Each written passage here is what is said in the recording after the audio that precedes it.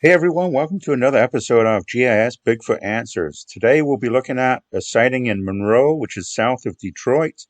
It just happened recently, May 18th, and the sighting is from a father and a young boy who were out fishing, and they encountered Bigfoot, and they have reported that. And it's in the newspapers, it's all in the news, so it's a pretty recent one, so I decided to take a look at this and post down below. Let me know what you think. So we've got Detroit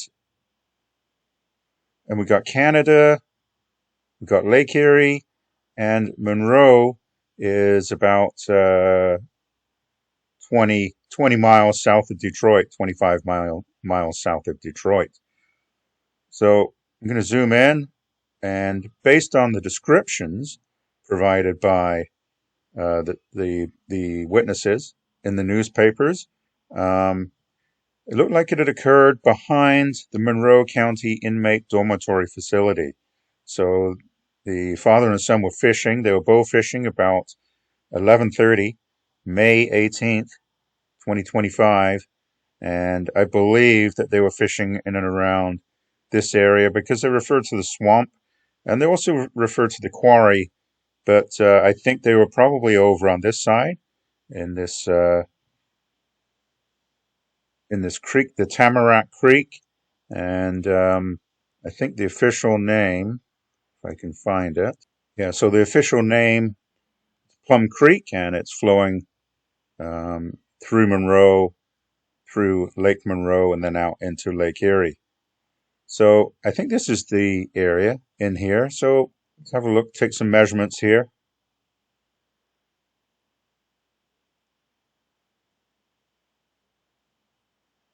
Yeah, it's around the kilometer in one direction, and yeah, another kilometer and a half in the other direction.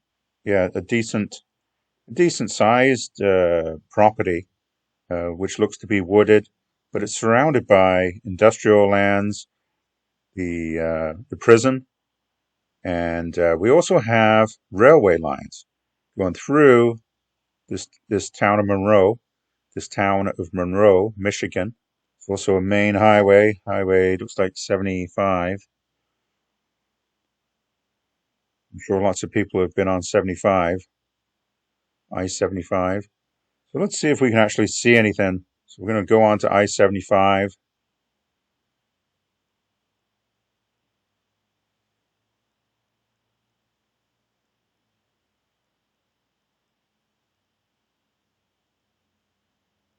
Yeah, you can see how this is some wetlands and like a marsh.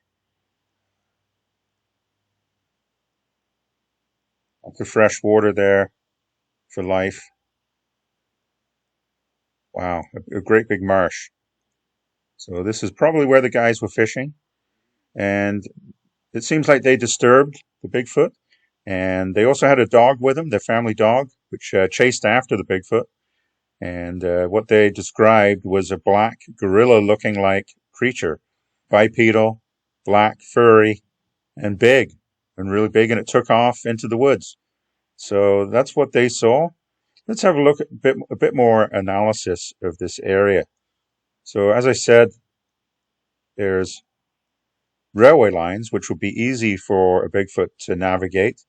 And these rail lines move out of the town into agricultural areas where there would be lots of food to eat and less pressure from development.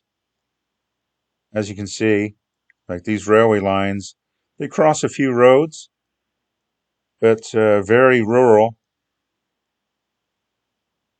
So potentially food to eat. Also, you have Lake Erie, the shoreline of Lake Erie, as a possible navigation point. The Bigfoot, technically, they could come down and move along the shoreline of Lake Erie all the way along. Though obviously there's development a lot of the way around, but the shoreline would allow for navigation. Now, let's have a zoom. If you zoom out a little bit, you do see this, it's almost like a green belt around Detroit, or at least around Monroe anyway. And you can see that. just south of Detroit. There's a green belt that goes just on the outskirts of Monroe all the way down to Toledo, and even onto the western side of Toledo. You can see this. So what I'm going to do, I'm going to zoom in on these wooded, forested areas.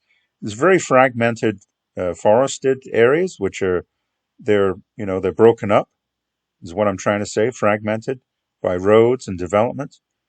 The forest patches, but they might be. Let's measure them. Let's measure one of these.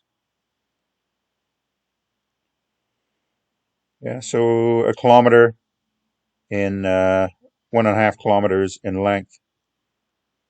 Seems like they're all about the same kind of size. But when you put them all together, it creates quite a habitat. And as you can see, this forested area, for example, looks like Stony Creek, a riparian zone, a forested river that would also provide good habitat and allow for navigation by a Bigfoot. You could easily see a Bigfoot traveling through this Stony Creek. It's like a wooded area. All the way down to the beach. Let's say if you want to go to the beach for a swim, or perhaps fish. Maybe he was fishing too with these two fishermen. So what we're going to do, we're going to look at if there's any other sightings. So we're going to look at the BFRO map or sightings map, and we're going to look, and here we are down in Monroe, and the sighting was approximately around here somewhere, right by that Monroe Lake. And the red dots represent the BFRO database. And there's a sighting in 2009, September. Report 35868. Retired police officer describes possible nighttime sighting near Monroe. So there you go. You can look that up on the BFRO.net, 35868. And you can look that up. And let's see how far away that was from the sighting we're dealing with today. Yeah, about 5.6 miles. So there you go. There's the sighting from May 18th, 2025. Post down below. Let me know what you think of that and whether you believe it or not, or whether it's possible a Bigfoot could live in such an urban area. Thanks.